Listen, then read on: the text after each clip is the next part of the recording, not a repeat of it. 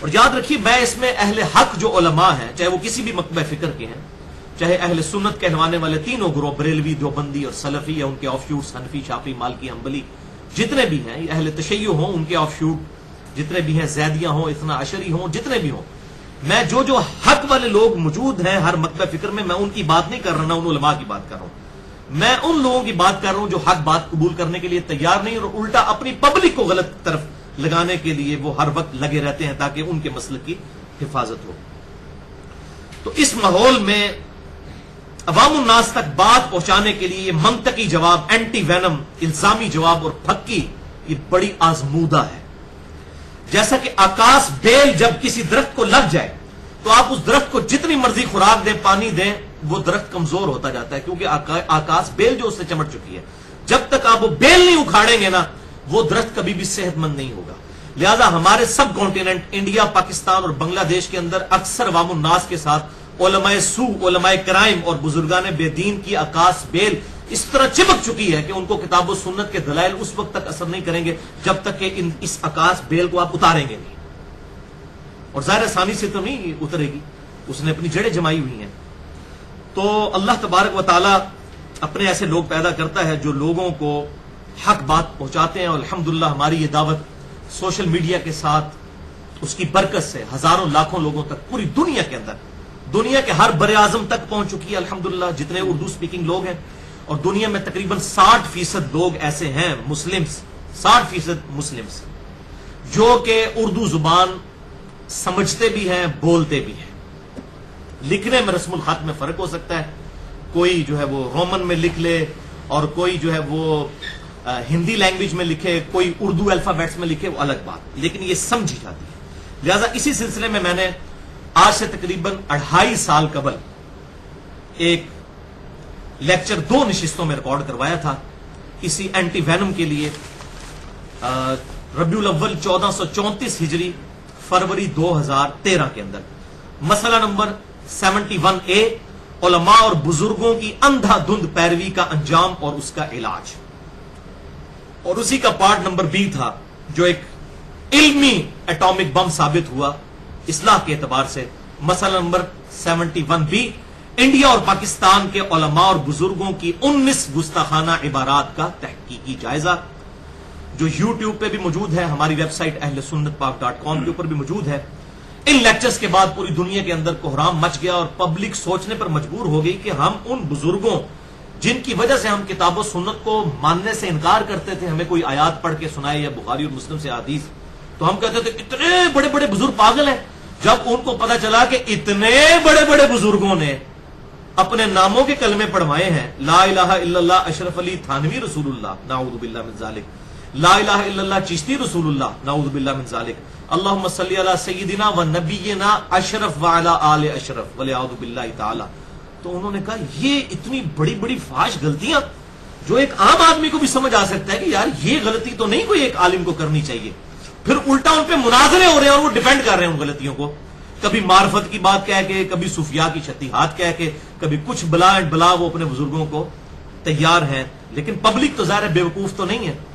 تو ان 2 لیکچرز نے الحمدللہ لوگوں کے دماغ میں ڈرل کیا، اور ان کا وہ دماغ کھل گیا کہ او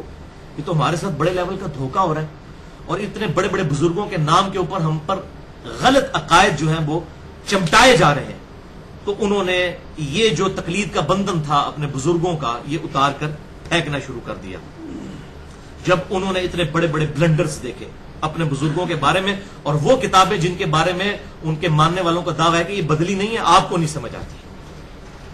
پھر ظاہر ہے کہ لوگ پھر کتاب و سنت کی طرف آئے، اجماع کو حجت ماننا شروع کیا، قرآن حکیم، صحیح بخاری اور صحیح مسلم کی طرف لوگوں کا رجوع شروع ہو گیا۔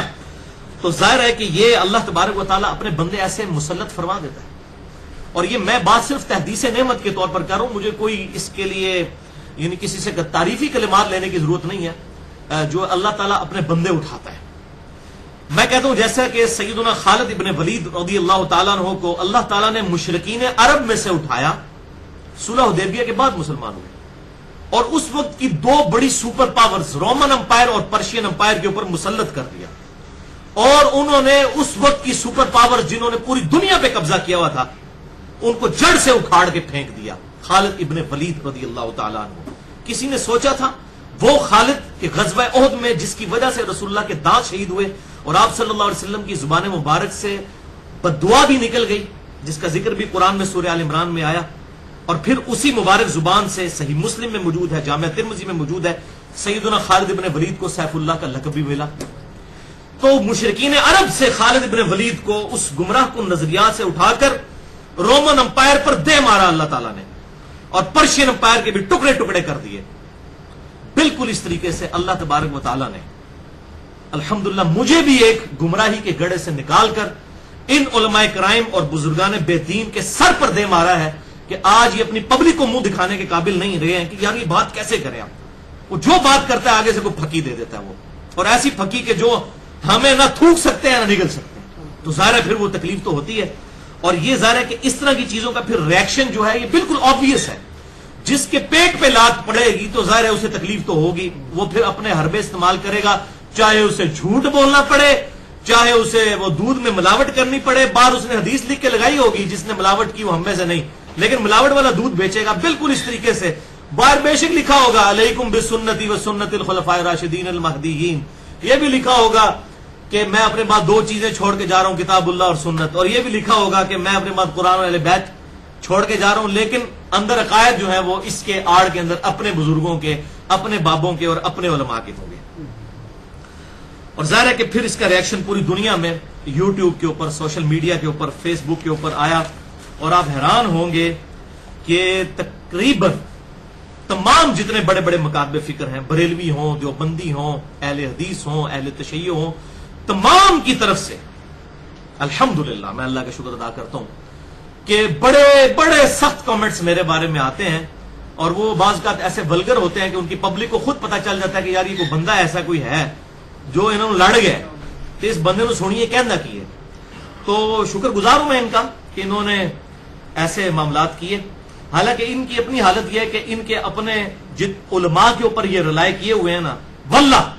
یہ علماء اگر خود بریلوی، دیوبندی، اہل حدیث، اہل تشیع یا جتنے بھی ہیں، ان کے بڑے بڑے علماء اگر یہ قادیانیوں کے گھر پیدا ہوئے ہوتے ہیں نا تو یہ سارے قادیانیوں کے مولوی ہوتے ہیں، یہ کبھی بھی تحقیق نہ کرتے، کیونکہ جب جس مکتب فکر میں پیدا ہوئے ہیں اسی میں جو رہتے ہیں، تو اگر یہ قادیانیوں کے گھر پیدا ہوتے تو قادیانی ہوتے۔ یہ کبھی بھی نہ سوچتے کہ یہ جو ہے سارا مذہب قادیانیت کا یہ ڈھکوسلا ہے، کبھی بھی نہ سوچتے، اور ان کو کوئی سمجھاتا بھی تو یہ کہتے اتنے بڑے بڑے بزرگ پاگل ہیں۔ تو یہ اپنے اوپر جب یہ معاملہ فٹ کیا جائے نا پھر بات سمجھ آتی ہے، لیکن واللہ خیر الماکرین، اللہ تعالیٰ سب سے بڑھ کر بہتر خفیہ تدبیر فرمانے والا ہے۔ اور اللہ کی خفیہ تدبیر کیا ہوئی، وہ جو ایک شعر بھی ہے، بدنام ہوں گے تو کیا نام نہ ہوگا، اس کے تحت جب انہوں نے بدنامی کی الحمدللہ چند لوگ جانتے تھے، پھر لاکھوں لوگوں تک دعوت پہنچ گئی۔ اور یہاں پر بھی آپ کو یاد ہوگا جب میرا وہ پمفلٹ چھپا تھا اندھا دھند پیروی کا انجام، جس میں میں نے گستاخانہ عبارتیں انڈیا پاکستان کے بزرگوں کی نقل کی، اسی پہ لیکچر دیا، مسئلہ نمبر 71B۔ تو ہماری اس اکیڈمی کے باہر بھی آج سے تقریباً 3-4 سال پہلے بڑا سا پوسٹر ایک لگا گئے، وہ تقریباً کوئی سمجھ لیں کوئی 2.5 فٹ بائی 4 فٹ کا وہ پوسٹر تھا، جس پہ لکھا ہوا مرزا محمد علی جیلمی کے نام کھلا خط، یہ ہمارے بزرگوں کا گستاخ ہے، یہ اپنے ناپاک پمفلٹ کی فلاں لائن پر ہمارے فلاں بزرگ کو غلط کہتا ہے۔ یہ نہیں لکھا کہ کیوں غلط کہتا ہے، کیونکہ وہ لکھا ہوا تھا کہ انہوں نے کلمہ پڑھوایا لا الہ الا اللہ چشتی رسول اللہ اور لا الہ الا اللہ اشرف علی تھانوی رسول اللہ کلمے کو انڈورس کیا۔ اب یہ لکھ دیں تو پبلک ہے کہ ٹھیک ہے تو کہتا ہے، تو انہوں نے پھر یہ بدنامی کی، اور میں نے اپنے بھائیوں کو اسٹرکٹلی کہا تھا کہ یہ پمفلٹ پھاڑنا نہیں، یہاں سے بدنام ہوں گے تو کیا نام نہ ہوگا۔ اور اس کی برکت سے وہ 3 مہینے تک بارش کی وجہ سے خود اتر گیا، ہم نے نہیں اتارا۔ اس کے بعد پھر ہمارا یہ پمفلٹ عام ہونا شروع ہو گیا، اندھا دھند پیروی کا انجام الحمدللہ۔ اور جن تک بات نہیں بھی پہنچنی تھی وہ اللہ تعالیٰ کے فضل و کرم سے اور ہمارے حاسدین کے حسد کی وجہ سے اور ان کے اس معاملے کو انتہائی بےہودہ طریقے سے ٹیکل کرنے کی برکت سے یہ حق بات الحمدللہ پھیل گئی۔ تو میں ایک محاورہ بولتا ہوں، آپ نے اردو زبان میں ایک محاورہ سنا ہوگا کہ بے وقوف دوست سے عقل مند دشمن بہتر ہوتا ہے، یہ سنا ہے نا آپ نے؟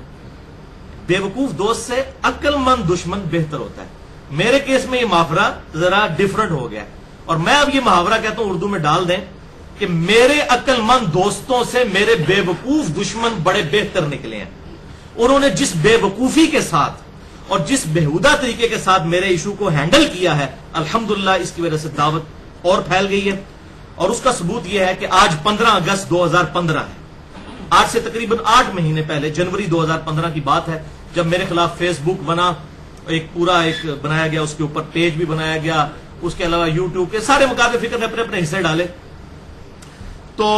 اس وقت ہمارے پچھلے 2-2.5 سال کے اندر ہمارے فیس بک کے فالوورز کی تعداد بمشکل تقریباً کوئی 3,500-4,000 ہزار تھی. لیکن ان 8 مہینوں کے اندر اس بدنامی کی برکت سے وہ فالوورز 12,000 سے زیادہ ہو چکے ہیں. الحمدللہ اس وقت تک ہمارے ویب سائٹ کے جو منتھلی وزٹر تھے وہ 500 کے قریب تھے روزانہ. یعنی ہم نے ایک منتھ کا جب ایوریج نکالا روزانہ 500 بندے پر ڈے وزٹ کرتے تھے. اور الحمدللہ آج 2,000 سے زیادہ لوگ ہماری ویب سائٹ اہل سنت پاک.com اس کو روزانہ 2,000 سے زیادہ لوگ وزٹ کرتے ہیں. تو یہ اس بدنامی کی برکت ہے. اور الحمدللہ مجھے جو پرسنل میرے ای میل ایڈریس mirza_95@yahoo.com پہ ای میلز آتی ہیں وہ بھی الحمدللہ ان 8 مہینوں میں ڈبل ہو چکی ہیں. اور بسا اوقات آپ دیکھیں گے فیس بک اور یوٹیوب کے اوپر لوگوں نے کمنٹس کیے, بلکہ مجھے بھی ای میلز بھیجی, اور وہ کہتے ہیں کہ علی بھائی آپ ہماری طرف سے ان بھائیوں کا شکریہ ادا کریں جنہوں نے آپ کے خلاف یہ چیزیں پھیلائی ہیں, اس کی وجہ سے ہمیں آپ کا تعارف ہوا ہے, ہم تو آپ کو جانتے ہی نہیں تھے, لہذا ہم شکر گزار ہیں. اور میں اس ویڈیو سے کے وساطت سے ان تمام بھائیوں کا شکر گزار ہوں جنہوں نے مجھے ننگی گالیاں نکالی, میری خوب بدنامی کرنے کی کوشش کی, میری جو ٹیلی فون کالز تھیں جو میری مرضی سے ریکارڈ ہوئی ہیں, چھپ چھپا کے نہیں ہوئی ہیں, الحمدللہ میری اپنی مرضی سے ریکارڈ ہے, اور وہ ساری ٹیلی فون کالز پوری ہماری ویب سائٹ اہل سنت پاک.com پہ موجود ہیں. ان کی کٹنگ کر کے اپنا لقمہ ان کے منہ میں ڈال کے اس طریقے سے بدنامی کرنے کی کوشش کی, اور الحمدللہ اس کی وجہ سے حق پھیلا. اور آج بھی میں کچھ باتیں بتاؤں گا تو آپ کو پتہ چلے گا انشاءاللہ تعالی رہی صحیح کسر جو ہے وہ اور نکل جائے گی ان کی. تو میں ان تمام کا شکر گزار ہوں اس حوالے سے. اور میں یہاں پر ایک اعلان اپنی طرف سے ضرور کر دوں جو میں اکثر کرتا بھی ہوں کہ بھائیو الحمدللہ میری روٹی دین کے ساتھ نہیں جڑی ہوئی, اور میں اپنی ذات کی خاطر دین سے 1 روپیہ کمانے کو بھی حرام سمجھتا ہوں, اگرچہ دین کو سورس آف انکم بنانا جائز ہے. میں اپنی ذات کی خاطر اسے حرام سمجھتا ہوں. میں سمجھتا ہوں اس کی وجہ سے میں فتنے میں مبتلا ہو جاؤں گا. یہی وجہ ہے کہ میں نے فرقہ واریت کو 3 طلاقیں دے کر اور 4 تکبیریں پڑھ کر ہمیشہ کے لیے دفنا دیا ہے. اور کیونکہ جو فرقہ واریت میں پڑ جائے اور اپنے مسلک کی حفاظت کرنا شروع کر دے اور اپنی روٹی اس کی مسلک کے ساتھ جڑ جائے, وہ کبھی بھی آپ کو حق بات نہیں بتائے گا. اور دعا کیجئے اپنے لیے بھی اور میرے لیے اور پوری امت کے لیے کہ اللہ تعالیٰ اس دن سے پہلے کہ ہماری روٹی ہمارے دین کے ساتھ جڑ جائے, اللہ تعالیٰ ہمیں ایمان و عافیت کے ساتھ مدینہ شریف میں موت, بقیع غرقد میں مدفن, اور جنت الفردوس میں اپنے محبوب صلی اللہ علیہ وسلم کے مبارک قدموں میں جگہ عطا فرمائے, آمین. بھائیو, میں ایک کٹر بریلوی خاندان کے اندر پیدا ہوا. میری تاریخ پیدائش جو ہے وہ 4 اکتوبر 1977 ہے. ابھی تقریباً سمجھ لیں 38 سال عمر ہونے والی ہے. اور ظاہر ہے کہ بچپن سے لے کے ایک خاص ماحول کے اندر پرورش ہوئی. 30-31 سال تک میں کٹر بریلوی رہا. 2007 اور 2008 کے تقریباً درمیان کی بات ہے جب میں نے الحمدللہ قرآن حکیم کو پڑھنا شروع کیا پری ڈیٹرمنٹ رزلٹس کے بغیر. تو آہستہ آہستہ میرا دماغ کھلنا شروع ہوا. پھر میں نے کچھ عرصہ ایز اے اسٹڈی دیوبند مکتبہ فکر کے ساتھ گزارا, کچھ اہل حدیث کے ساتھ, کچھ اہل تشیع کے ساتھ. یہ اکثر لوگ کمنٹس کیے ہوتے ہیں, دیکھو جی یہ پہلے بریلوی تھا, پھر دیوبندی تھا, پھر اہل حدیث تھا, پھر شیعہ ہو گیا. ہوا کچھ نہیں, اللہ کے بندے وہ مسلمان ہو گیا نہ ہوا نہیں, اسٹڈی کیا. آج تک کبھی میں نہیں کیا کہ ہوا, میں ہمیشہ کہنا ہوا کہ میرا وقت گزرا. تو ظاہر ہے کہ یہ غلط طریقے سے ہینڈل کرتے ہیں تو پھر ان کو تو پتا نہیں ہے نا کہ وہ اگر یہ 1% اس گندگی میں ڈوبے ہوئے ہیں تو میں 100% اس گندگی سے نکل کے آیا ہوں. مجھے یہ ساری شیطانی چالیں جو چلتے ہیں نا میرے خلاف, ان کو ہینڈل کرنا آتا ہے. میں سمجھتا ہوں جیسا خالد ابن ولید کو مشرکین عرب سے اٹھا کر اللہ تعالیٰ نے رومن امپائر اور پرشین امپائر پہ دے مارا تھا نا, تو مجھے بھی اس گمراہی والے حصے سے نکال کے نا ان علماء کرام کے سر کے اوپر دے مارا کہ ہاں جی بچہ جی ادھر ان کیڑی گل کرو گے, اور انج ہی ہوتا ہے مانو تھوڑے نال کے گل کریے آ کے, تو ہم تو سب کچھ پتا ہے. تو یہ بات ہے.